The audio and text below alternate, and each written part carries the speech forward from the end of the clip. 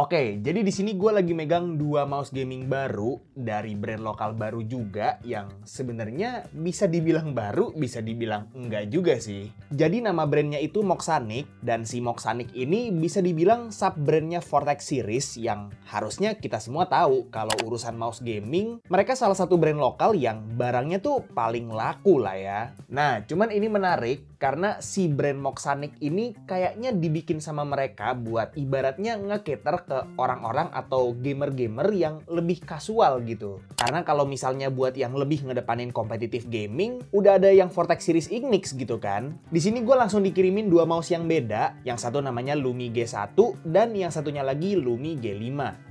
Harusnya sih kalian langsung ngerasa familiar ya sama desain sama bentuk dari kedua mouse ini karena kayaknya tuh Vortex Series atau in this case Moxanic itu masih pakai strategi yang sama nih kayak yang mereka pakai di Vortex Series Ignix, yaitu ngambil shape atau bentuk dari mouse-mouse gaming yang emang udah populer. Kayak contohnya yang Lumi G1 ini jelas banget ngambil shape Logitech G304 dan yang G5 itu unik banget karena dia ngambil shape Razer Basilisk V3. Dan dua-duanya ini bisa gue bilang clone yang hampir one to one secara dimensi cuy. Paling kayak cuma beda sekitar setengah sampai 1 mm aja setiap mouse-nya. Tapi tenang aja, karena yang diikutin tuh cuma shape-nya doang. Sisanya bisa gue bilang lebih friendly lah ke perkembangan zaman sekarang. Kayak misalnya bobotnya udah pada lumayan enteng, yang G1 di 60-an gram aja dan yang G5 di 65-an gram aja. Gue cukup kaget sih pas ngeliat si G5 ini gede banget, tapi kok bisa tetap enteng banget. Dan yang perlu diapresiasi lagi, walaupun mouse segede ini tuh bisa dibikin enteng banget ya di moldingnya, dia nggak dikorbanin sama sekali loh build quality-nya.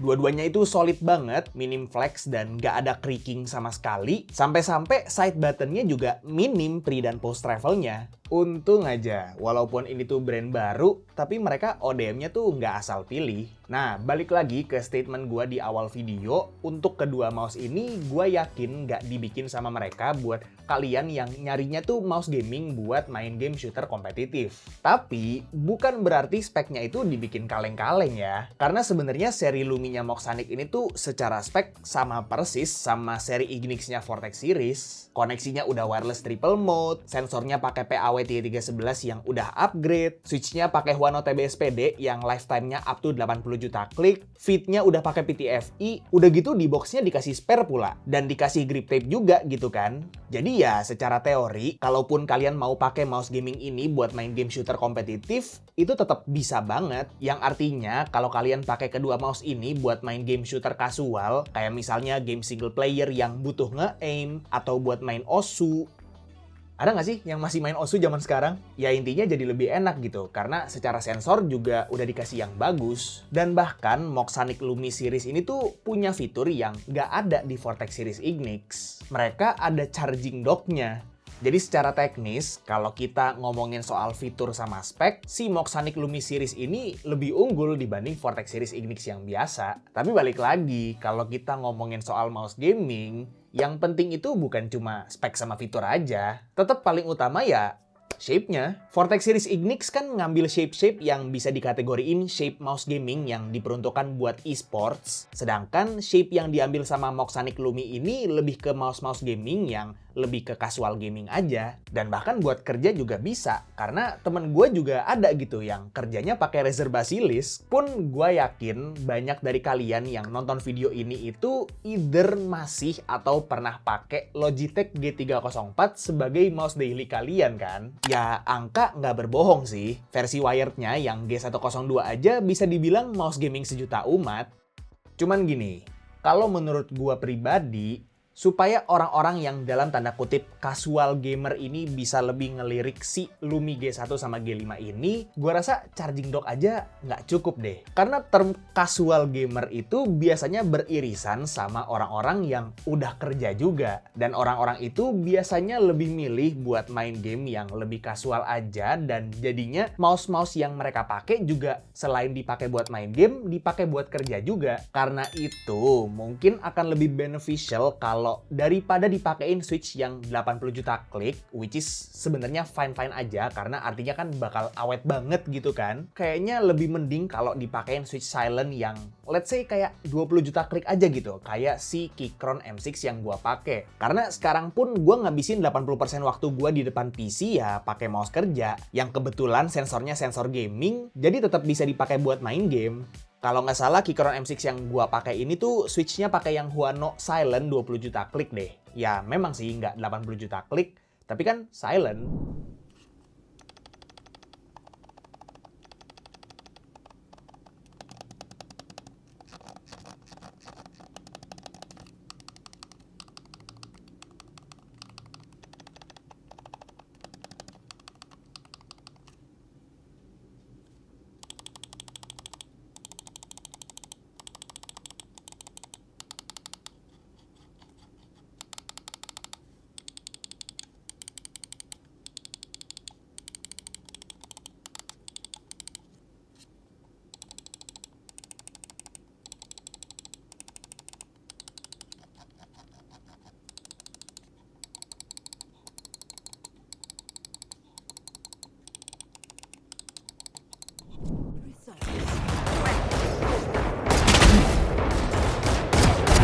Enemy down.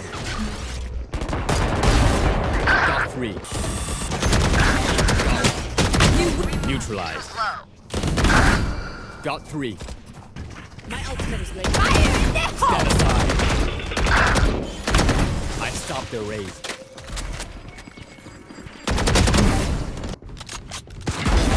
Embarrassing.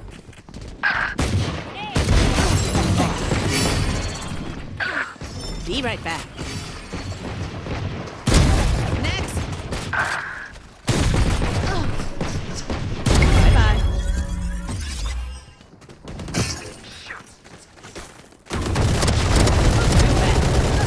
The hunt begins. Bloodlust. I'm out of here. Reloading. My ultimate is ready. Call buddy out.